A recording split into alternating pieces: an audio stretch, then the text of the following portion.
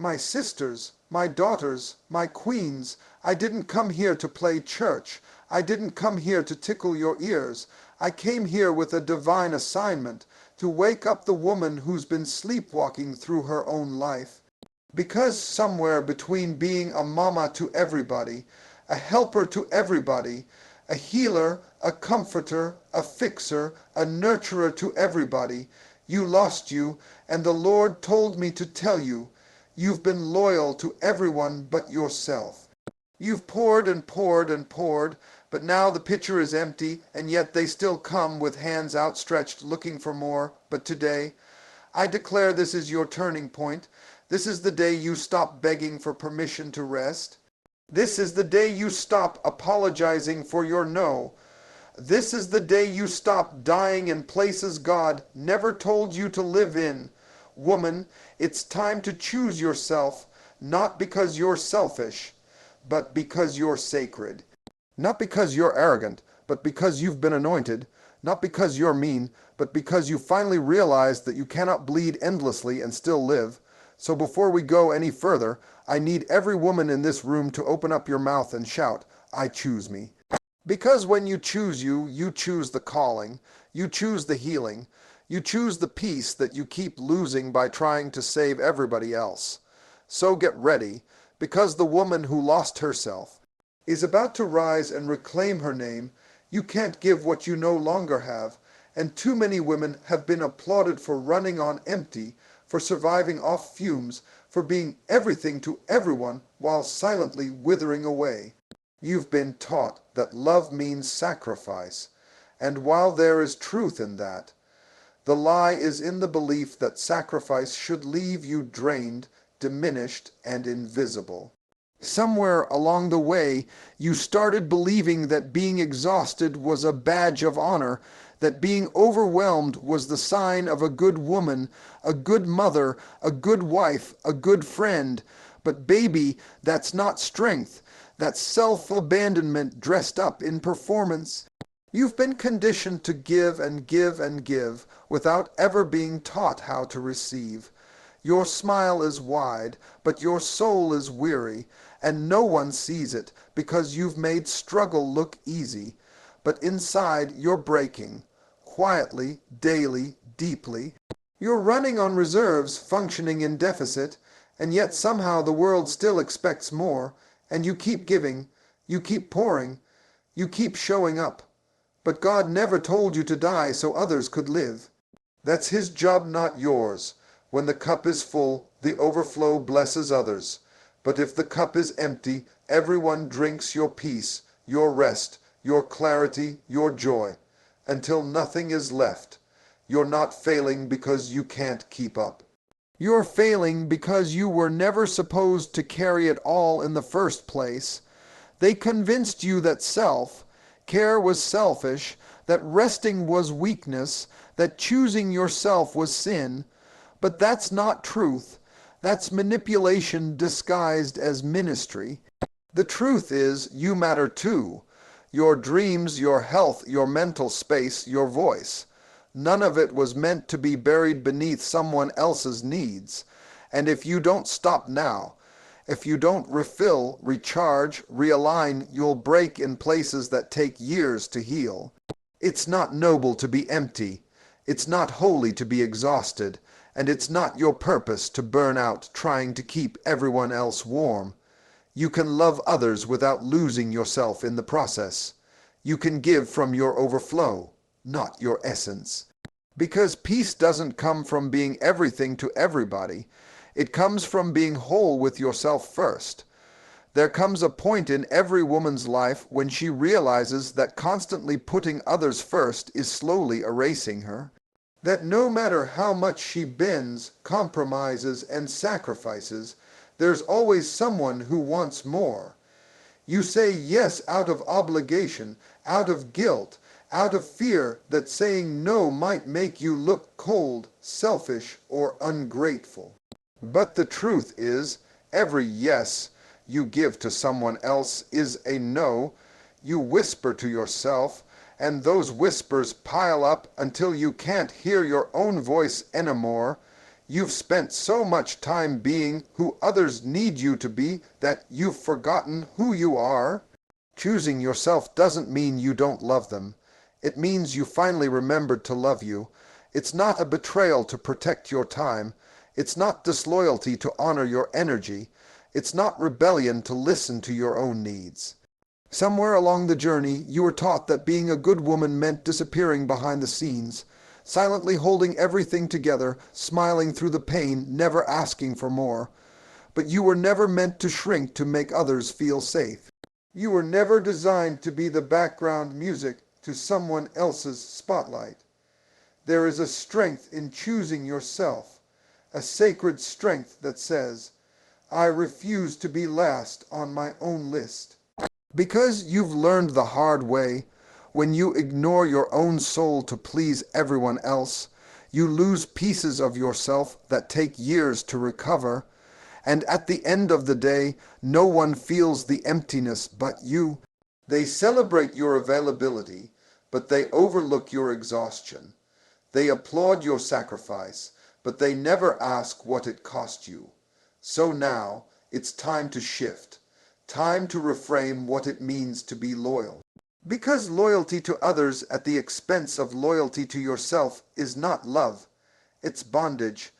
When you start choosing yourself, the people who only loved your yes might fall away. Let them, because the real ones, the ones who love you whole, will celebrate your boundaries. They'll cheer for your healing. They'll understand that when you choose yourself, you're not abandoning them. You're rescuing you. You're finally standing up for the woman inside who's been waiting for someone, anyone to fight for her. And that someone has to be you. Many women were never taught that boundaries are a form of love, not just love for others, but love for themselves. You were raised to believe that being available 24/7 made you worthy. That saying yes, even when it hurt, was what good women do. So you let people talk to you any kind of way. You let them interrupt your rest, manipulate your kindness, and take advantage of your silence. You didn't want to be rude, you didn't want to make waves, you just wanted to keep the peace. But what about your peace? The truth is, boundaries don't push people away. They reveal who's supposed to stay. A woman without boundaries is a woman constantly violated, emotionally, mentally, spiritually, and the worst part, you start to blame yourself for the damage others do. You tell yourself you're too sensitive, too emotional, too much. But no, beloved, you're not too much. You've just been giving too much to people who offer you too little. You've been saying yes to chaos, to disrespect, to codependency, and calling it love. Setting boundaries is not cruelty. It's clarity. It's declaring, this is where I end and you begin.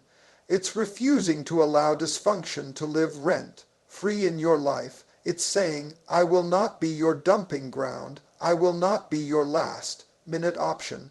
I will not keep bleeding just so you can stay comfortable. That's not love.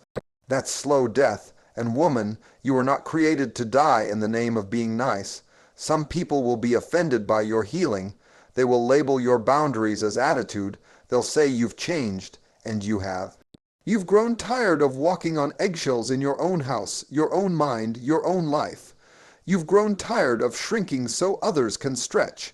And now you're learning that boundaries are not walls to keep love out. They're bridges that teach love how to walk correctly in your life. When you begin to set boundaries, you begin to attract people who respect them. You start to reclaim your time, your space, your sanity, and slowly you realize that peace is not a place you visit. It's a standard you set. You no longer feel guilty for saying, I can't. You no longer apologize for choosing rest. You no longer carry what is not yours to hold. And in doing so, you finally come home to yourself, because boundaries aren't just protection, they're direction. They tell the world how to treat you, and they tell your soul, I've got you now. Somewhere along the way, you were convinced that your worth was tied to how much you could do for others. That your value as a woman, a mother, a wife, a sister, a friend, was measured by how much you could carry, how much you could fix, how often you could say yes, even when it was killing you inside. They made you believe that being strong meant never stopping, never complaining, never needing help. But strength is not in how much you suffer. Real strength is knowing what's not yours to carry. God did not call you to be the solution for everyone's life. You were never meant to be the savior, the therapist, the financier, the emotional punching bag, or the constant rescuer for people who refuse to grow. You are not the answer to every problem. You are not the glue holding everyone together. And you are not obligated to carry burdens that were never assigned to you. When you try to be everything to everybody, you lose the very essence of what God uniquely created you to be. You become a chameleon, adapting to every crisis, adjusting to every need, and eventually disappearing behind the roles. The truth is, when you take on more than God asked you to carry, you step out of alignment with His will and into the exhaustion of your own. You end up tired, bitter, frustrated, and burned out. And then you wonder why your joy is gone, why your peace is fragile, why your prayers feel dry. It's because you've been so busy filling others, you haven't left room for God to fill you. Being everything to everybody might get you applause, but it won't get you rest. It might get you approval, but it won't get you peace. It might make you feel useful, but it won't make you whole. You've got to stop assigning yourself to roles God never gave you. Stop standing in for people who won't even stand up for themselves. Stop confusing your desire to help with God's actual instruction. Some things are not your assignment. They're your distraction. Some people are not your responsibility. They're your reminder that love must have limits. And every time you try to carry what isn't yours, you interfere with what God is trying to teach them through their own journey. You are allowed to sit down. You are allowed to say no. You are allowed to rest and be still and let people figure out their own storms. That doesn't make you cold. That makes you wise, because the woman God called is powerful. But she was never called to be everyone's everything. There's a version of you that exists beyond survival. A version of you that doesn't just make it through the day, but wakes up with joy, with clarity, with peace that doesn't have to be earned. But you can't reach her, you can't become her, until you make the conscious, courageous decision to choose yourself. Healing doesn't happen by accident. Wholeness isn't something that falls in your lap. You have to choose it. You have to fight for it. And that fight starts with one powerful, often painful decision: to put yourself first without guilt. Too many women are walking around wounded, carrying childhood trauma, broken relationships, silent heartbreak, and invisible expectations. And instead of pausing to heal, they keep going. They keep producing, performing, pretending. Because somewhere along the line they were taught that self-neglect was noble, that strength meant smiling through pain, that needing help was weakness. But how long can you keep bleeding internally and still expect to live fully? At some point, the woman inside you starts to wither, not because life wasn't kind, but because you were never kind to yourself. Choosing yourself means giving yourself permission to say, I deserve more. Not more status or praise, but more peace, more rest, more truth. It means looking in the mirror and saying, I am worthy of healing, even when no one else says it back to you. It means choosing to believe that your broken places are not permanent, that the cracks in your soul can be the very places where God's light shines through. It's deciding to stop patching up everyone else's pain while ignoring your own. It's deciding that your joy matters just as much as the people you keep sacrificing for. When a woman chooses herself, everything around her shifts. Her voice gets stronger, her mind gets clearer, her standards rise, her circle changes, her prayers deepen, because she's no longer functioning out of fear, she's operating from faith. And the moment you start operating from faith, you stop begging for crumbs from tables God never told you to sit at. You stop chasing love that costs your dignity. You stop proving your worth to people too blind to see your value. You stop settling for survival and start stepping into overflow. This is not selfishness. This is stewardship. You are stewarding your body, your time, your mind, your spirit, because what God put inside of you is sacred, and sacred things must be protected. You cannot heal in the same environment that keeps breaking you. You cannot grow in a space where your needs are seen as inconveniences, and you cannot become whole until you start choosing yourself with the same intensity you've used to hold everyone else together.